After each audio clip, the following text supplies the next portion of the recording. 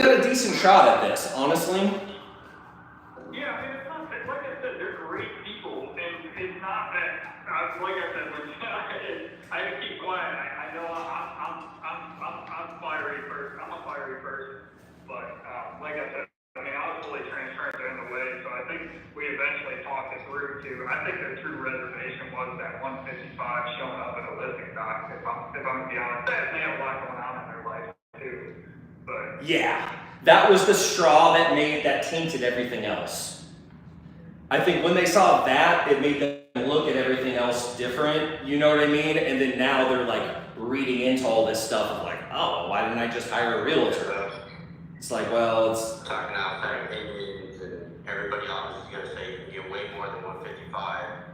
You know. Right. Well, because like I said, I mean, I had 2 contracts sent out. I mean, we talked about it through. You know, I mean, we were completely transparent that hey, I wasn't going to be a buyer if we went this route. I mean, there was no, like I said, I pride myself on my transparency. Sometimes it doesn't allow contracts to go through, but the ones that we do lock up, I mean, there's no doubt in transparency. yeah, like my kind of strategy going in was I wanted to get her to tell me all the things she wanted to get off her chest and let her run her game on me and just listen to it. Empathize,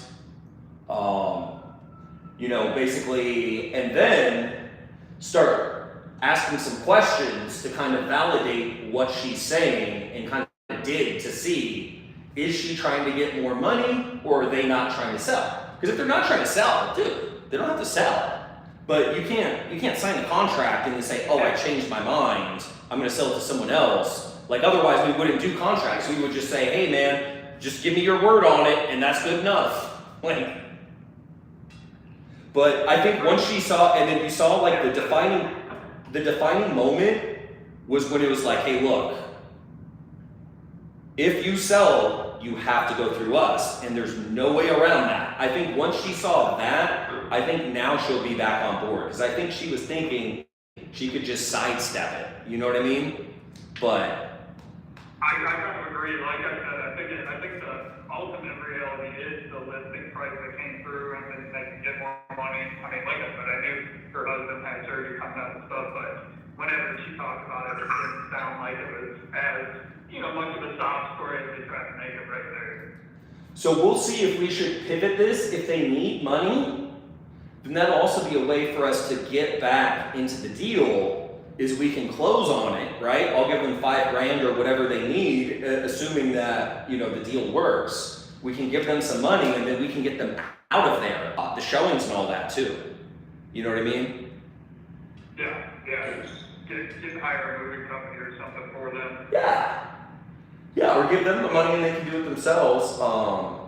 But yeah, I would say let's revisit this maybe on Thursday. You might hear from her before that. But basically I'm glad we ended on a good note. I was really nervous too when you and her were going back and forth. I was like, dude, this could go off the rails really quick. Like the tension was getting like too much, whereas like someone was gonna call someone that I knew you weren't, but I was afraid she was gonna go off, you know what I mean? But luckily we reeled it in. I thought the tension built up, so. Yeah, but it's good. It's good, because hopefully now she'll take this, go back to him, because they probably told them, oh yeah, you can just get out of it, and then she was standing on that, but like, we'll figure it out. I would file the memo, but it's under your name. So, are you in Indiana, or are you somewhere else? I live in Florida. Oh, cool. Okay, you can probably do it online. I would look at the county recorder for her county, and then call into the office and see if there's an online option, or I would make sure if you have to mail it in, get the address and like the mailing instructions from them. Don't trust the website, because sometimes the website's wrong.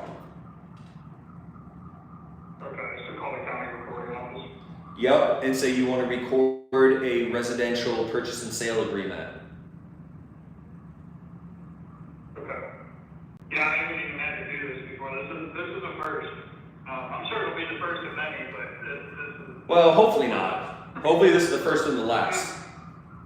Mm-hmm. But you see though, you know, how that could have been overcome by the phone call beforehand with explaining everything, and then it would have been a shock. Because they had it in their mind that we're making 50 grand, and that's like not the case at all. No, it's not even close to the case. But we know that, but I mean, again, it's not our obsession. Yeah. But it's cool. It's a lesson learned. But honestly, bro, Jesse, can you remember the last time we had to file a memorandum? No. We've done maybe one or two, like in the last like year or two, and that's out of like a shit ton of We deals. had to, and we talked to Sully, we came back around, and we just did it, right? But no, I think that was last year, the ones where we were still doing the memorandums. Yeah, when we were doing it just to protect our fee, not because something was going wrong. Almost 7 months ago now. Well, we appreciate you, JP, and we'll navigate through this. I appreciate you, so let me ask you. Yeah, no. And we're on IG Live too, if you didn't know, just in case. Since we're off the seller call, I didn't want you to say something personal, but go ahead. I totally didn't know. Well, it's good for everybody that is listening in. Well, yeah, I would say, but all right, anyway.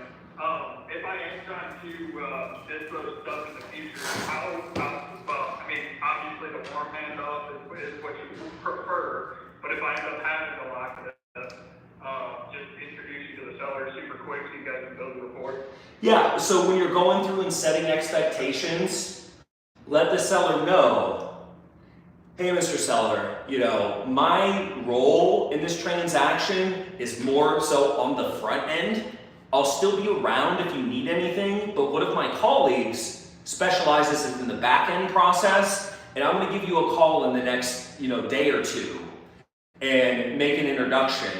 And, with this other company that we work with, I'll make the introduction, and then they'll be kind of taking over your file from that point. So they know that right after they sign the contract. That's when you want to set all the expectations. That's when they're like a sponge, ready to just suck it all up. You know what I mean? Like they're ready to hear everything because they just signed, they got the high from getting it done. You know what I mean? But set those expectations. But the main thing, the most important thing, is if you do the Novation pitch and the contract read through, just how I show in the training, and there's a new video in there, I don't know if you've seen it, in the Kajabi platform, of me doing a Zoom where I walk through the contract the way I do on every call, like for the team. I would study that and do it exactly how I do it there, because that's the same way we do it. So if you do it that way, it'd be the same as you giving it to us. You know what I mean? So if you do it, then everything's set up perfectly. But just make sure, I would go back and watch that and see if there's any differences. Do you cover the default attorney's fee section in every one? Do you read it out loud? The default contract? Yeah.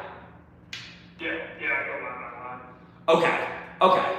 Well, I would just, well, that's good at least. This maybe just be a one-off, you know what I mean? So if you're doing it the way we show in the training, then it's not, we can handle over this way. Because like we got this guy, Diego, he's in the training, we've done like 4 or 5 deals with him. And this other dude, Jose, like we've got a bunch of people that are in the training that just use us because the back end's a pain in the ass and takes a lot of time, and we just have more people.